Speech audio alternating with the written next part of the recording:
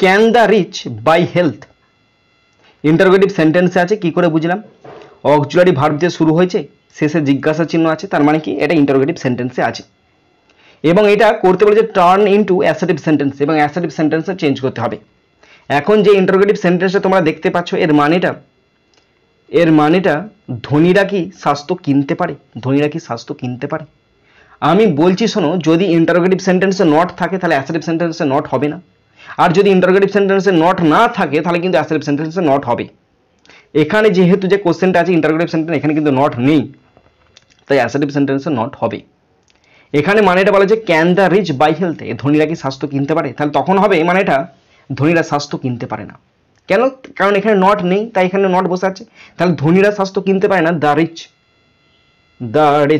RICH, the rich cannot CANNOT, cannot buy BUY, buy health HEALTH, stop.